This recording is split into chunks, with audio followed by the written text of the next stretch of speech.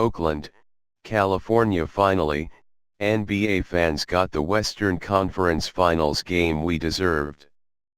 Since the moment Chris Paul went from the Los Angeles Clippers to the Houston Rockets last offseason, NBA fans salivated at the possibility of this Rockets team facing the dynasty that is the Golden State Warriors for the right to a trip to the finals.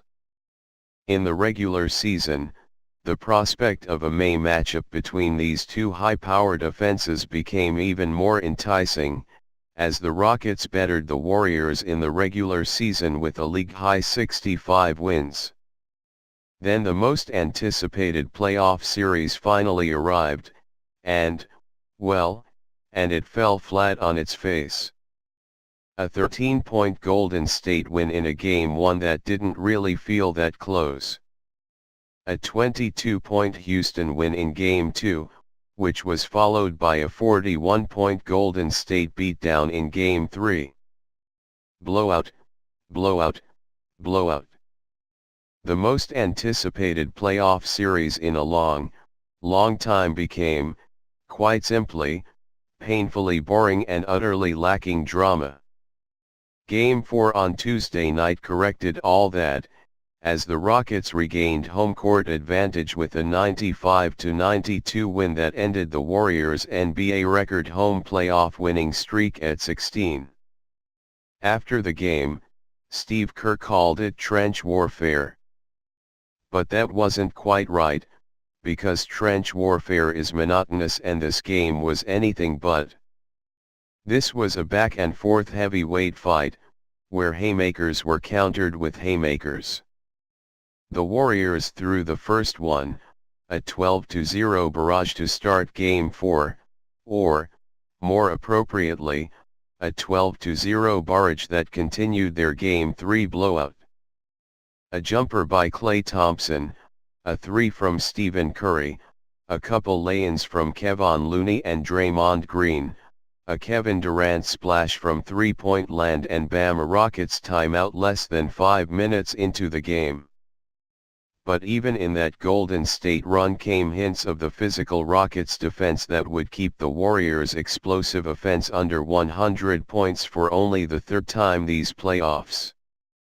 Even when we're down 12-zip, there was some good defense in there to get us back, because it wasn't like we were lighting it up to get back, said Rockets coach Mike D'Antoni. The Rockets got stops and rebounds. They dove for loose balls and played physical defense without fouling. Harden went off for 24 points in that first half, perhaps his best half as a Rocket and certainly his most important. With a little over 3 minutes left in the half, Chris Paul hit a three, and then he made a free throw, and all of the sudden Houston was tied. Meanwhile, the Warriors went cold in that second quarter, shooting only 28% from the field and making only 1 of 6 threes. By halftime, the game had fully swung the other way, with the Rockets leading, 53-46. Then came the third quarter, and you know how the Warriors are in third quarters. It's the most lethal quarter for any team in the NBA. The Warriors averaged 30 points per third quarter this season, more than any NBA team averaged in any quarter. In this third quarter, they scored 34 points. Curry spontaneously commusted, making 5 of 8 threes, but this was no one-man show.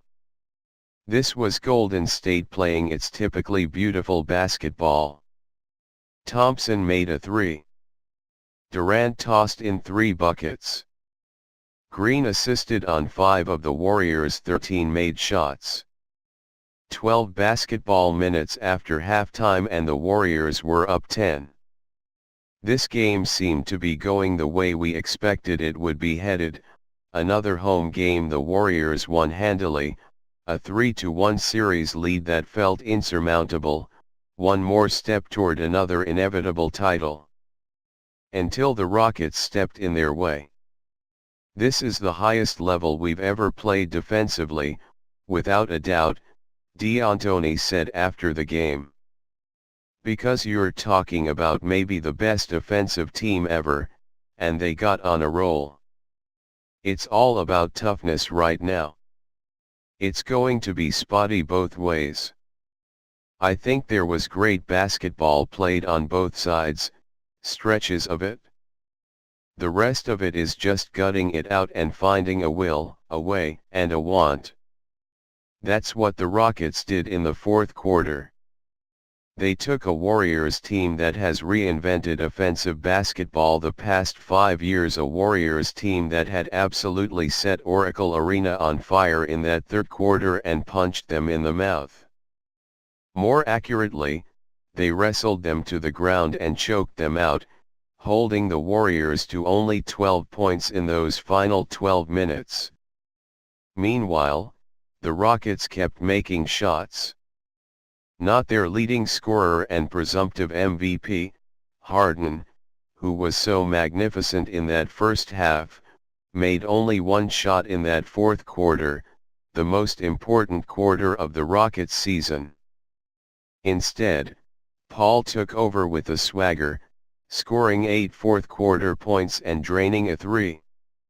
Curry and Durant, the NBA's most talented scoring tandem, couldn't buy a shot in that final frame, going a combined 2 of 13 from the field in the fourth, and jacking up some questionable at best looks, especially Durant.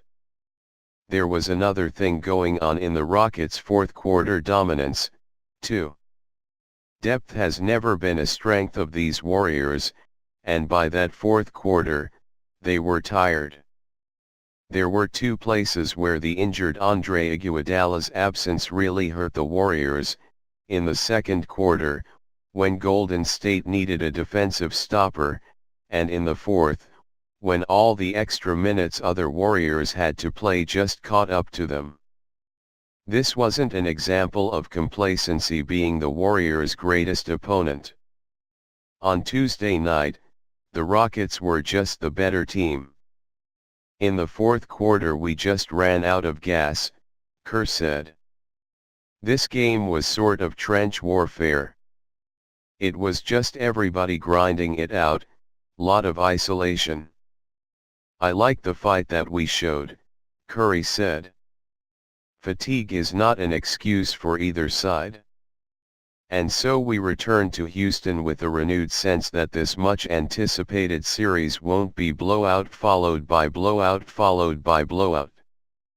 A 7-game series has now become a 3-game series, and the underdog challenger has 2 of those games at home. Things have gotten quite interesting again in the Western Conference Finals. It's just going to be that much sweeter for us to go down there and get one, said the Warriors' Sean Livingston, a brash post-game prediction that sounded like a too confident prizefighter. I like our chances. We have to bring the force more next game. As for the Rockets, the celebration lasted only until they left the locker room. It was a huge win, but it means nothing now going back, Trevor Ariza said. It's going to be a new game.